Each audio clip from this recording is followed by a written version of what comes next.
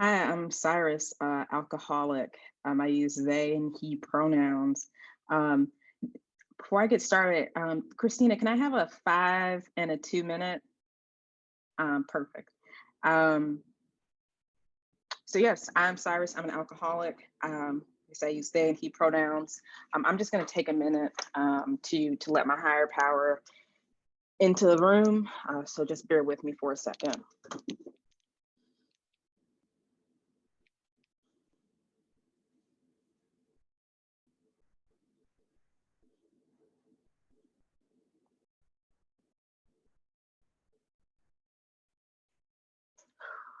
All right.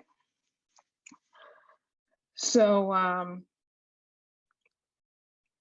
get the facts out of the way. I have a sobriety date of June 14th, 2019. So in a couple of months, God willing, I'll have 2 years of sobriety. Um, I have a sponsor who has taken me through my first pass of the steps.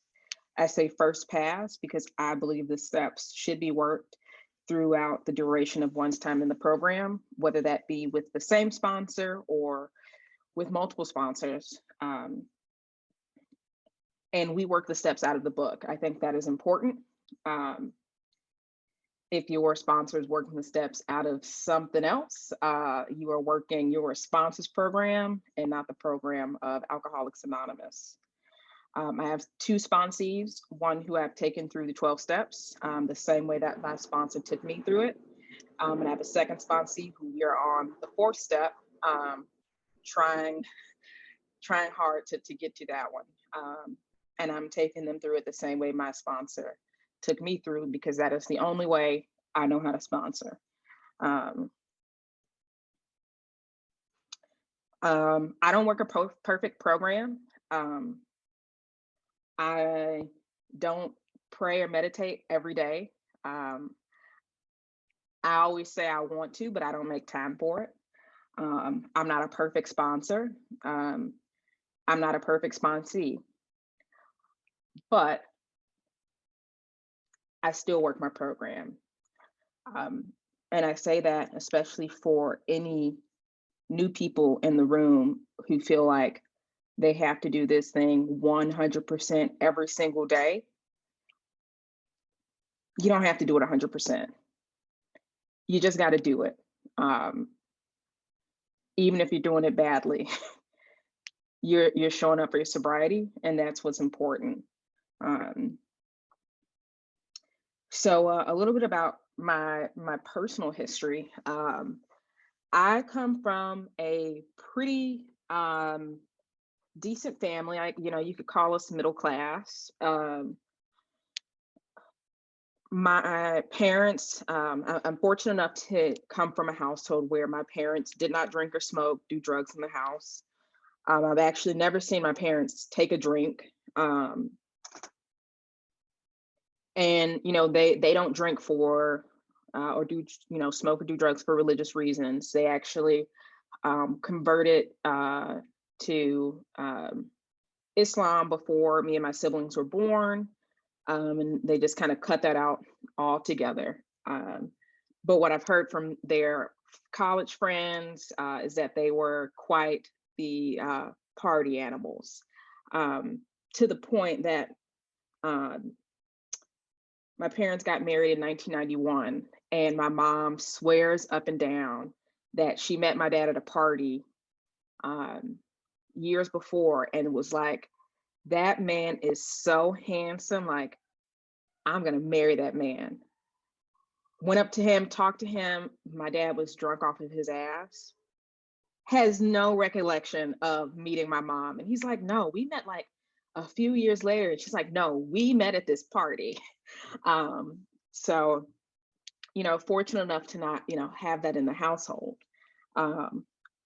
But I, was introduced to alcoholism very early on my dad's side of the family. He has two brothers who are very very far down the path of alcoholism. It to the point,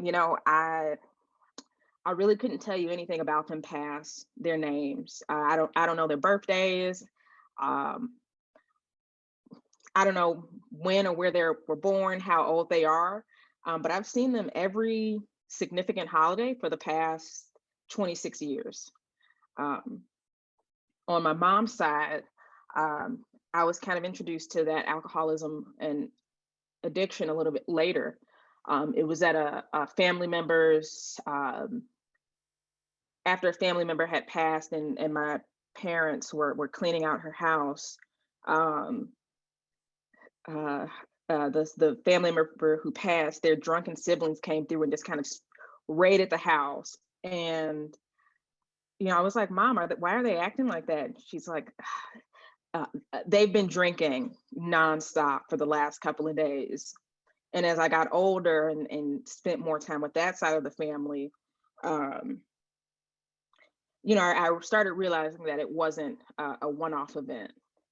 Um, and it wasn't actually until more family members on that side of the family passed, is that, family secrets started getting revealed. And I actually found out my maternal grandmother was a severe drug addict. Um, and, I started being able to put things together. When I was about 7 years old, we stopped going to my grandmother's house every other weekend, just out of the blue. And, you know, when I think about it, it's like, oh yeah, she started, dropping weight. She was, stopped kind of contacting with us. She went to jail for a little bit, and I was just like, oh, that's just like normal adult stuff. And, you know, when this happened a few years ago, when I found out, after her passing, I was like, oh, like she got back into drugs. But never in my mind did it like click that on these two sides of the family, that are struggling with addiction and alcoholism, that I would ever be affected by that, because like I grew up in this kind of, from the outside, like cookie cutter family. Um, And what I'll say is, I don't think anything in particular in my life um, made me an alcoholic. Um, I do think there is some genetic predisposition to my alcoholism. And I do think that some of the events in my life kind of sped up my path to alcoholism. Um, and I say that because I obviously a queer identified person, did not have the easiest time growing up in a Muslim household. I have three other siblings who, um, that they're all great people, um, all individual. None of us are alike, but I'm the middle child, so I'm kind of like already the black sheep of the family. Um, Growing up, I did really well in school, which kind of gave me a little bit of leeway. So I was good enough that my parents didn't have to worry, but I wasn't bad enough that my parents like cared. And then I was just like an oddball, awkward kid at school. I got bullied, made fun of. Um, and then I like started realizing, that I wasn't like other kids, in the way that, I didn't really identify with the gender I was assigned at birth. And I didn't feel an attraction to men like, the other girls did. They'd be like, oh my God, like, look at this celebrity. And I'd be like, yeah, that is a handsome man. Look at that. Meanwhile, like, in the theaters watching Transformers at like 13, I'm like, oh my God, Megan Fox, something's wrong with me. And so I like knew I was gonna have like a tough life ahead of me, just having a Muslim family, which started some rebellious tendencies. And I was really religious growing up. Like I was like very devout. Um, But when I came out and my parents just kind of like had this like very harsh reaction, my first thought was like, and I came out uh, spring before I was to start college. So my first thought was, well, when I go off to school, I am going to drink, I'm going to do drugs, I'm gonna like make out and have sex with like so many women. Because like that was like what I saw as being rebellious, like in a Muslim household. And like it's exactly what I did. Um, and it wasn't until I got into AA that I realized like that was straight up a trauma response. Like my like, not that my first thought was like maybe I should like talk to my parents and like get them to understand like this is me. I was like, no, I'm gonna go to college and go fucking ape shit. Um, and like I remember my first drink was a Bud Light Lime, and it was fucking disgusting. Um, I hope cursing is fine at this meeting. I have quite a potty mouth. But it was disgusting. And I remember was like, no, I'll have a second one. Like this is fine. And you know, it immediately started to escalate, I'd start, one beer, two beer. The next party I'd have three, then four. And then it was all right, well, all of my friends are a little bit older, I'll get a fake ID. All right, now I'm like, oh, like I don't have to drink just beer. Sweet. Like I'm gonna have like cocktails, I'm gonna get margaritas, I'm gonna start buying bottles of wine, champagne. And like never thought anything about it, right? Because like in our society, like we market college as like this like time that you're supposed to like go wild and let loose, and like heavy drinking is like a part of college culture.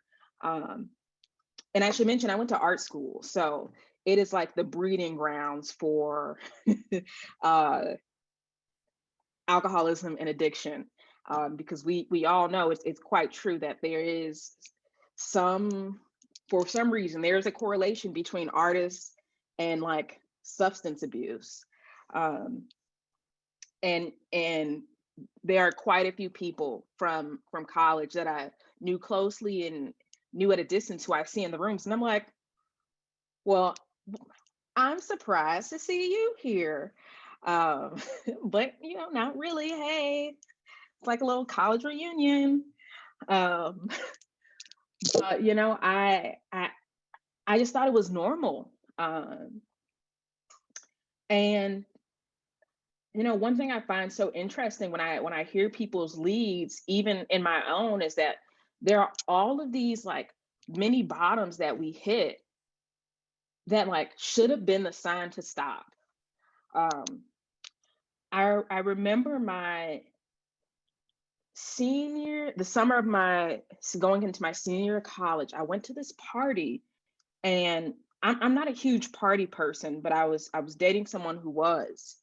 And it was a bunch of like musical theater people, and I'm a bit of an introvert, so I'm not really comfortable around people with big personalities, so I'm just kind of like off in the corner, with my bottle of wine. And my partner at the time was like, oh, come to the bathroom with me. I'm like, okay, yeah, that's perfect, because you can pee and I don't have to wait outside like awkwardly, and then we can just like switch.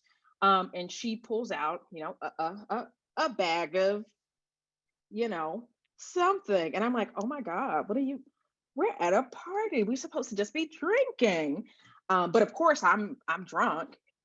And she's like, do you want something? I'm like, obviously, of course. We're living on the edge. Which is a part of the reason that I don't drink anymore, because I never really had an issue with other substances. But once I was drinking, you could be like, yo, eat this like pound of dirt, and I'd be like, yes, you're telling me it's gonna have like psychological like I'm gonna have some effects, like I'm gonna be high out of my mind. Even if like in my right mind I knew like this person was bullshitting me, I'd be like, they know what is up. And so like here I am, like getting high in some random like student's apartment, And I'm like, what the fuck is wrong with me? And like, then I should have known, like, I have a problem. Nope. I went on to graduate, stayed with this person, and I had the audacity the following summer and was like, you need to get your shit together. You're a fucking alcoholic. And that person went off to rehab a few months later, got sober. And I would, as a shitty alcoholic, I would show up to that person's house drunk and be like, we should get back together. Like, I've been drinking, but like, I think this is a great idea. And every time they kick me out. And I went on to proceed to be a shitty person for the next 3.5, 4 years. And over the course of that 3.5, 4 years, I had so many bottoms that included ICU-5, that included going out drinking for my birthday and getting drunk to the point that I knew that if I fell asleep in bed, I was going to die. Like, I felt it in my soul. I was going to die. And what had me at this thought was I had a friend who, a close friend who had passed away from alcohol-related asphyxia a few years before. And I was like, I do not want to go out the same way. Like, I know there was no way this dude drank as much as I did tonight. I'm going to die. And so my genius alcoholic brain was like, if you fall asleep like this, face first into a plastic bag, you'll just vomit into this bag and live. No thought of like, I could suffocate on this plastic bag. I was just like, as long as I throw up into this bag, I my genius self, will live. Woke up and went to work the next day, still drunk. I had to go take a $70 Uber home. And even then I was like, I can't go to sleep. I have to stay awake, because if I fall asleep, like, I am going to die. Still wasn't enough to get me to stop drinking.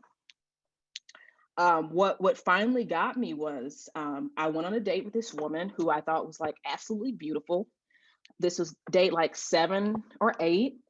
We were out celebrating. She had gotten booked as a costume designer for a show. I had just gotten word, like, I got accepted for a new job. So we went out, and at the top of the night, club number 1, I like made out with some random woman in the bathroom to get my drink back because I had just bought it. And I was like, dear date, that was nothing. Like, she offered to hold my drinks. I was just getting it back. Like, any sane person would like kiss a stranger to retrieve their drink. She was like, fine, valid. Club number 4, we decided, yeah, let's like go back somewhere so we can like do what adults do. I meet some random guy and his friend on the street. They're like, hey, do you guys want to do drugs? And I'm like, yes, let's take drugs from strangers on the street. And I ended up like walking off with some random stranger and like hooking up with this guy in the alley. Mind you, I don't like men. And that is when I realized, in that moment, I am a fucking alcoholic with a problem. I am in full flight from reality. I cannot drink and make good decisions. I cannot drink and not accept drugs. I cannot drink and be a nice person to other people or to myself. I cannot drink and guarantee I will be alive the next day. I cannot drink and trust myself not to get in the car and drive to any destination. Because and I hate AA cliches, but when I am drinking, I am not thinking. And if I think I'm thinking, I am insane. Like, I am literally, like I say, in full flight from reality. And so the best thing that I ever did was contact that ex from 5 years ago who I was like, you're a fucking alcoholic. I was like, hey, I know you got sober. What should I do? And they took me to my first meeting. And I've gone to a meeting nearly every day since. If I don't go to a meeting, um, I'm usually texting someone in the program. If I'm not texting someone in the program, I am talking to one of my sponsees. And if that's not happening, I'm probably asleep, um, usually for my own good. Like I said, I don't work this program perfectly. Um, I've got the essentials. I've got my little spiritual toolkit. I've got my close knit group of people who I can call any time of night. Um, so, like I said, I don't work a perfect program, but I work one that is good enough to keep me sober, and it has kept me sober for almost 2 years, and I think it's gonna keep me sober till June 14th, 2021. So I thank you for letting me participate in my sobriety tonight. Um, and Thank you for letting me share another day of sobriety with you, because it's not just mine.